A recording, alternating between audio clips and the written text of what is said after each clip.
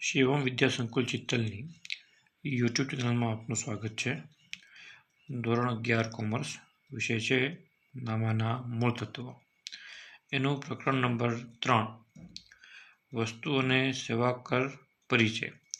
આ પ્રકરણની અંદર આપણે વસ્તુ અને સેવા કર એટલે કે જીએસટી વિશેની માહિતી જે છે એ આપણે ગયા વિડીયોમાં મેળવી હતી. જીએસટીનો અર્થ ને એની આપણે વાત કરી હતી. આજના વિડીયોની અંદર વસ્તુ અને કર જે લેવામાં આવે છે તો એમાં રાજ્ય સરકાર કે કેન્દ્ર સરકારની જે વસ્તુ અને સેવા કરની જે જોગવાઈ છે એટલે કે જે જીએસટીની જોગવાઈ છે એના વિશે આપણે અભ્યાસ કરવાનો છે.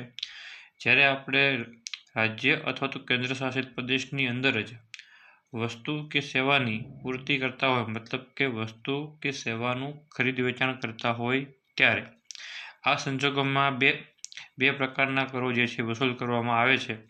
જો રાજ્ય હોય તો એમાં કેન્દ્રીય વસ્તુઓ અને સેવા કર, ટૂંકમાં CGST એટલે કે કેન્દ્રીય વસેક, અને રાજ્ય વસ્તુઓ અને સેવા કર, ટૂંકમાં SGST એટલે કે રાજ્ય વસેક લાગુ પડે છે. અને તેવી જ રીતે કેન્દ્ર શાસિત પ્રદેશ જો હોય તો એની અંદર CGST એટલે કે કેન્દ્રીય વસેક અને UTGST એટલે કે કેન્દ્ર શાસિત પ્રદેશ વસેક લાગુ પડે છે. મતલબ કે આપણે રાજ્યની અંદર જ જ્યારે આપણે વસ્તુ અથવા તો સેવાનું ખરીદ વેચાણ કરીએ તો એની ઉપર જે જીએસટી લગાડવામાં આવે છે એ જીએસટીના આપણે બે ભાગ પાડીએ છીએ, બરાબર. એક રાજ્ય માટેનો અને બીજો છે કેન્દ્ર માટેનો. કેન્દ્ર માટેનો જે જીએસટી છે એને આપણે CGST એવું કહીએ છીએ, અને રાજ્ય માટેનો જે જીએસટી છે એને આપણે SGST એવું કહીએ છીએ. એવી જ રીતે કેન્દ્ર શાસિત પ્રદેશ હોય તો કેન્દ્ર શાસિત પ્રદેશની અંદર જ જ્યારે આપણે વસ્તુ અને સેવાઓનું ખરીદ વેચાણ કરીએ, પૂર્તિ એટલે કે સપ્લાય કરીએ, તો ત્યાં પણ જે જીએસટી લાગુ પાડવામાં આવે છે એને બે ભાગમાં વહેંચવામાં આવે છે. એક જે કેન્દ્રનો જે જીએસટી છે તે જેને આપણે CGST એવું કહીએ છીએ, અને બીજો છે કેન્દ્ર શાસિત પ્રદેશનો જીએસટી જેને આપણે UTGST એવું કહીએ છીએ.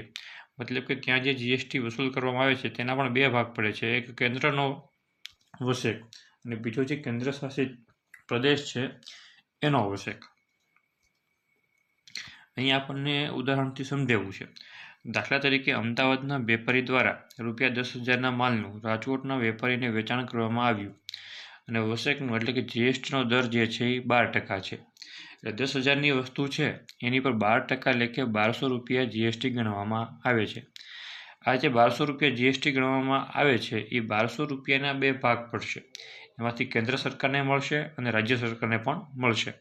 તો આ 12% પૈકી પેલું 10,000ના 6% લેખે એટલે કે ₹600 કેન્દ્ર સરકારને વસેક મળશે, જેને આપણે CGST એવું કહીએ છીએ, જે કેન્દ્ર સરકારને ચૂકવવાનો થશે.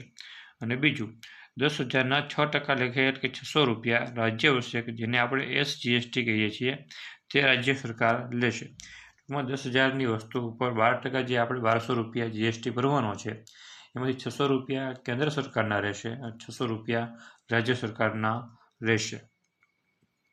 અને ધારો કે આ જ વ્યવહાર જે છે એ ચંદીગઢ જે કેન્દ્ર શાસિત પ્રદેશ છે એમાં થયો હોય તો ત્યાં પણ ₹1,200 કુલ જીએસટી લાગશે, અને ₹1,200 કુલ જીએસટીમાંથી ₹600 જીએસટી જે છે એ કેન્દ્ર સરકાર વસૂલ કરશે, અને ₹600 જીએસટી જે છે એ કેન્દ્ર શાસિત પ્રદેશ જે છે એ વસૂલ કરશે, બરાબર. તો આ રીતે જે જીએસટી છે એને આપણે બે ભાગમાં વહેંચીએ છીએ, કેન્દ્રનો અને રાજ્યનો.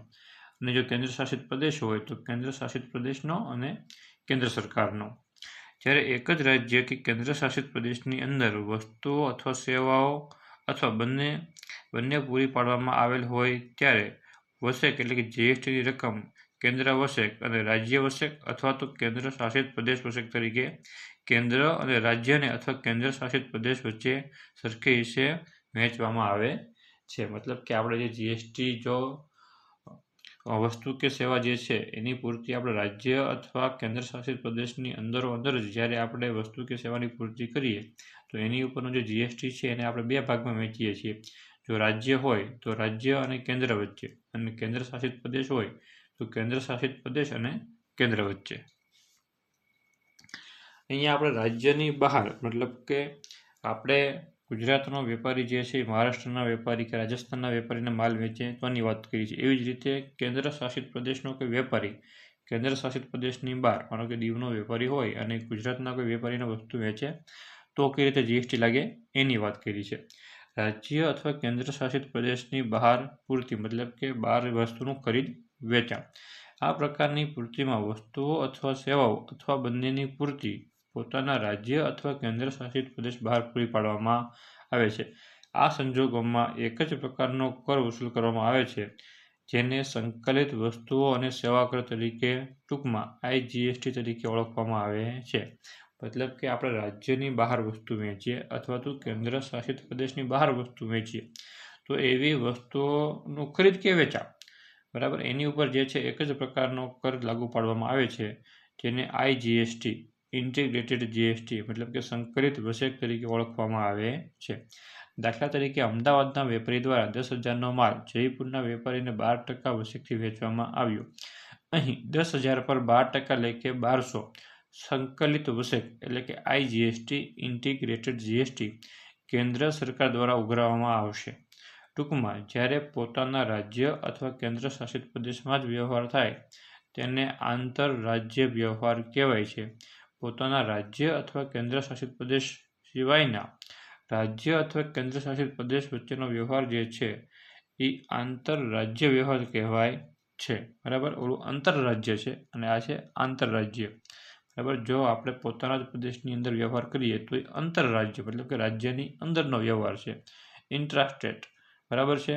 અને જો આપણે રાજ્યની બહાર કેન્દ્ર શાસિત પ્રદેશ અથવા તો રાજ્ય એ રાજ્યની બહારના અન્ય કોઈ પ્રદેશ સાથે વ્યવહાર કરે તો એ આંતરરાજ્ય છે ઇન્ટરસ્ટેટ બરાબર। આ રીતનો વ્યવહાર કહેવાય છે।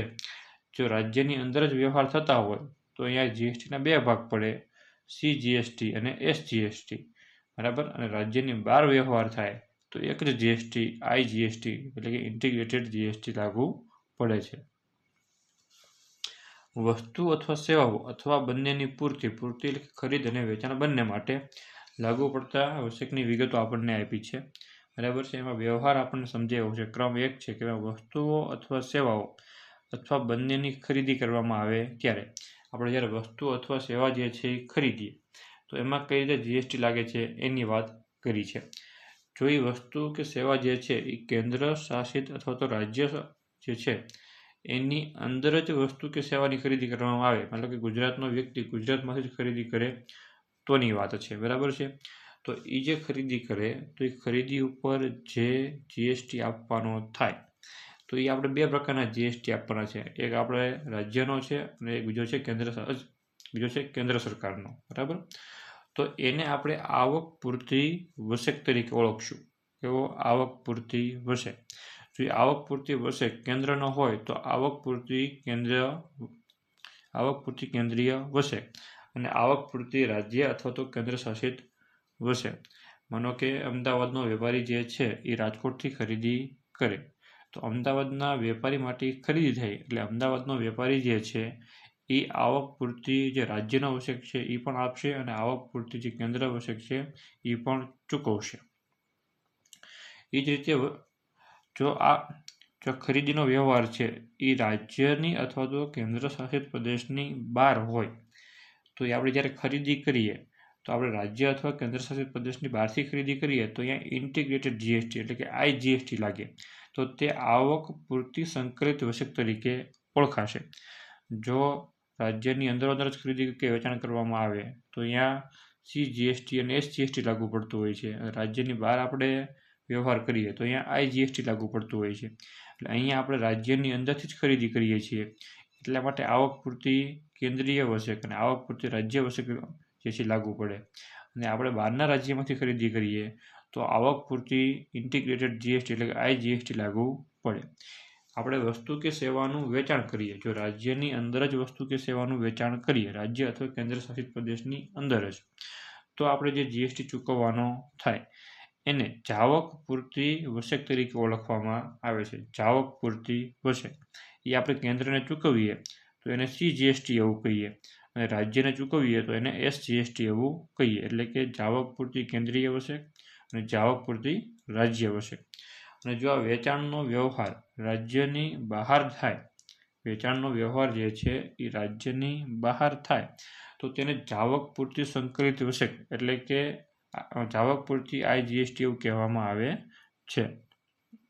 આપણે નોંધમાં કીધું છે કે હવે પછીના તમામ પ્રકરણોમાં વસેકના સંદર્ભ ઉપર દર્શાવ્યા પ્રમાણેના શબ્દોનો પ્રયોગ કરવામાં આવેલ છે.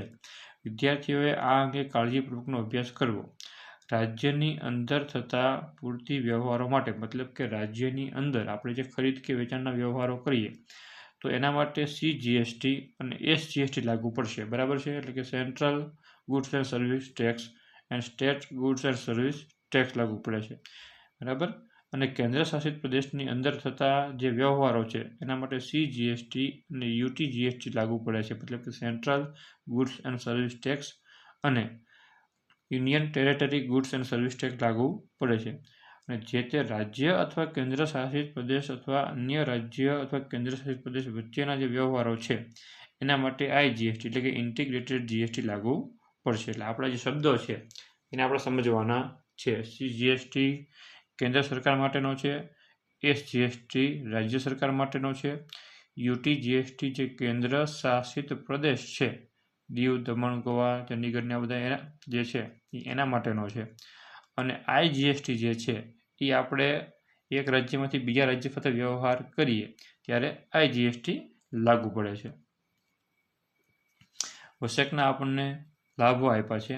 એમાં પહેલો જ લાભ કીધું છે એક જ કર. આપણે અગાઉ પણ વાત કરી હતી કે ભાઈ આપણા દેશની અંદર પહેલાં જુદા જુદા કર લેવામાં આવતા હતા. વેટ છે, સેસ છે, સેલ ટેક્સ છે વગેરે અલગ અલગ કર હતા. પણ સરકારે આ તમામ કરવેરાઓ દૂર કરી અને એક જ પ્રકારનો કર GST જે છે એ લગાડી દીધો.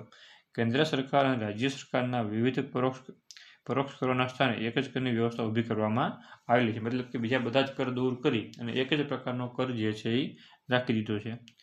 સરળ કર વ્યવસ્થા એટલે કે વિવિધ પ્રકારના પરોક્ષ વેરાઓ રદ થવાથી પરોક્ષ કર વ્યવસ્થા સરળ બની છે. પેલા જે જુદા જુદા કરની વ્યવસ્થા હતી, બરાબર, તો એની અંદર ગણતરીઓમાં અને વસૂલાત કરવામાં મુશ્કેલી ઊભી થતી હતી. પણ એક જ પ્રકારનો કર આવી ગયો એટલે એ જે વેરાઓ સરળતાથી આપણે એની વ્યવસ્થા કરી શકીએ છીએ. પછી બેવડા કર દૂર. વસેકના અમલીકરણ પહેલાં કર ભરનારાઓ માટે બેવડા કર ભરવાની જવાબદારી ઊભી થતી હતી તે હવે દૂર થઈ ગઈ છે. એટલે જ્યારે એ ખરીદી કરે ત્યારે પણ કર ભરવો પડતો હતો અને જ્યારે એ વેચાણ કરે ત્યારે પણ એને કર ભરવો પડતો હતો વેપારીઓને.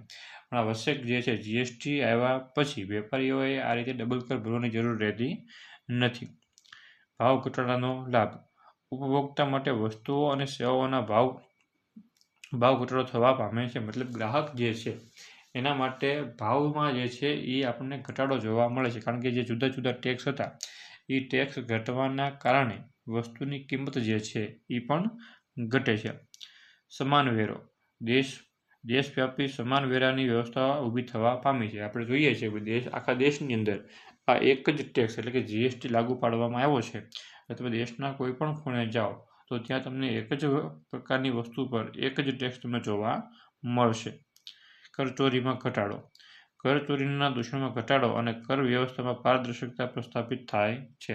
પેલા લોકો જે છે એ ટેક્સ ભરતા નહીં અથવા તો કોઈ પણ રીતે ટેક્સ ચોરી કરવાનો પ્રયત્ન કરતા. પણ GST આવવાથી આજે ટેક્સ ચોરી થતી હતી, બરાબર છે, એમાં મહદઅંશે ઘટાડો થવા પામ્યો છે. અને કર ગુરાવવાની જે વ્યવસ્થા છે એમાં પારદર્શિતા આપણને જોવા મળે છે. વસેક પરત જમા.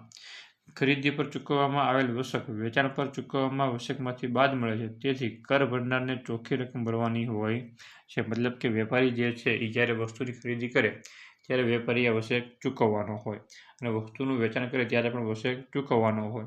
તો એવા સંજોગોમાં વેપારીએ જે વસ્તુનું વેચાણ કર્યું હોય ત્યારે જે વસેક ચૂકવવા પાત્ર હોય એમાંથી એ વેપારીએ ખરીદી વખતે જે વસેક ચૂકવેલો હોય છે એ એમાંથી બાદ કરી દેવામાં આવે છે અને પછીની જે રકમ વધે એ રકમ વેપારીએ કર તરીકે ભરવાની હોય છે. અર્થતંત્રમાં ઉપયોગી. અર્થવ્યવસ્થામાં મજબૂતાઈ પ્રાપ્ત થાય છે. આ કરનું માળખું સુધારવાને કારણે વસ્તુનું ખરીદ વેચાણ સરળતાથી થઈ શકે છે અને જેના કારણે અર્થતંત્ર આપણું મજબૂત બને છે. સમાન પ્રાદેશિક વિકાસ. રાજ્યોનો સમાન વિકાસ થવા પામશે અને પ્રાદેશિક અસમાનતા ઘટવા પામશે। આ એક જ પ્રકારના કર લાગવાથી જે રાજ્યોમાં અલગ અલગ કર વ્યવસ્થા હતી, જેના કારણે અમુક રાજ્યોને કરના પૈસા વધુ મળતા હતા, અમુક રાજ્યોને ઓછા મળતા હતા, તો અસમાનતા ઊભી થતી હતી। પણ એક જ કર નાખવાથી દરેક રાજ્યોને જે કરની આવક છે એ સમાન થશે, તો જે અસમાનતા હતી એ દૂર થઈ અને સમાન કર થવાને કારણે એમનો જે વિકાસ છે એવડી સમાન રીતે થવા પામે છે। વહીવટી કામગીરીમાં ઘટાડો। કર ભરનારની હિસાબી કામગીરીમાં ઘટાડો થવા પામ્યો છે। એટલે જે લોકો ટેક્સ ચૂકવે છે એને જ્યારે ભૂતકાળમાં જે અલગ અલગ પ્રકારના ટેક્સ ચૂકવવા પડતા હતા, તો એની અંદર ગણતરી જે છે એ બહુ માથાકૂટવાળી થતી હતી, જેના કારણે જે કરની ગણતરી બહુ અઘરી બની થતી હતી। તો હવે આ એક જ કર લાગુ થવાથી કરની ગણતરીમાં પણ સરળતા ઊભી થઈ છે। સરકારી કામગીરીમાં ઘટાડો। કરવેરા જે છે સરકાર ઉઘરાવતી હોય છે, તો સરકાર પણ જે છે કરવેરાની ગણતરી કરતી હોય છે। તો ભૂતકાળની અંદર જ્યારે અલગ અલગ પ્રકારના કર હતા, તો એવા સંજોગોમાં સરકારે ઉઘરાવવાના થતા કર કેટલા અને કેવી રીતે ઉઘરાવવા એની મુશ્કેલીઓ ઊભી થતી હતી। પણ આ વસેક આવવાથી, જીએસટી આવવાથી એની ગણતરી સરળ થઈ ગઈ છે, એટલે સરકાર સરળતાથી આ કરવેરા ઉઘરાવી શકે છે। એના પછી છે વસ્તુઓ અને સેવાઓના કરના દર, મતલબ કે વસ્તુઓ અને સેવાઓ પર વસેક જે છે એ આપણે કેટલા ટકા લાગુ પાડ્યો છે એની વાત કરી છે। અહીંયા આપણને જે સમજાવવામાં આવ્યું છે એ શરૂઆતની અંદર જ્યારે જીએસટી લાગુ પાડવામાં આવ્યો ત્યારના જે સ્ટેજ નક્કી કર્યા હતા એને ધ્યાનમાં રાખીને આપણને સમજૂતી આપી છે, પણ આમાં વખતો વખત ફેરફાર થયેલા છે। એટલે હાલના સંજોગોમાં કદાચ જે છે એ આ પ્રકારના ટેક્સમાં થોડા ઘણા ફેરફાર હોય એવું તમને જોવા મળે, પણ આપણે પુસ્તકને ધ્યાનમાં રાખી અને વાત કરીએ। વસ્તુઓ અને સેવાઓને એક જ પરોક્ષ કર માળખા હેઠળ આવરી લેવામાં આવ્યો છે, જેને વસ્તુઓ અને સેવા કર એટલે કે વસેક કહેવામાં આવે છે। આ કર કાયદા હેઠળ વસ્તુઓ અને સેવાઓની જરૂરિયાત ધ્યાનમાં રાખીને જુદા જુદા કરના દરો નક્કી કરવામાં આવ્યા છે। મૂળભૂત જરૂરિયાતોથી મોજ શોખની સગવડો સુધીની વસ્તુઓ અને સેવાઓ અંગે વિભિન્ન દરો નક્કી કરવામાં આવ્યા છે। મૂળભૂત જરૂરિયાતો વસ્તુના સ્વરૂપે હોય છે, જેમાં 0% દરથી 28% સુધીના દરનો સમાવેશ થાય છે। મતલબ કે જે વસ્તુઓ અને સેવા છે, બરાબર છે, એને અંદર જે મૂળભૂત જરૂરિયાત છે એને ધ્યાનમાં રાખી અને 0%થી માંડી અને 28% સુધી વસેક વસૂલ કરવા માટેની જોગવાઈ કરવામાં આવી છે। એના માટેના જુદા જુદા તબક્કાઓ આપણને અહીંયા જણાવેલા છે। રાજ્ય બહાર અને રાજ્યમાં વસ્તુઓ પૂર્તિ અંગેના વસેકના દરો જે છે એમાં આપણને 2017 જે છે ત્યારથી એને વાત કરી છે। 2017ની અંદર જ્યારે આ વસેક લાગુ પાડવામાં આવ્યો ત્યારની વાત છે। એમાં પરિશિષ્ટ 1ની અંદર મતલબ કે જે જીવન જરૂરિયાતની વસ્તુઓ છે એની ઉપર 5% જે છે એ જીએસટી રાખવામાં આવ્યો, તો એ જે 5% જીએસટી છે એમાંથી 2.5% જીએસટી જે છે એ આપણે કેન્દ્ર સરકારને આપવાનું, એટલે કે CGST છે, અને 2.5% જે છે એ કોનો રહે, રાજ્ય સરકારનો રહે, એટલે કે SGST રહે।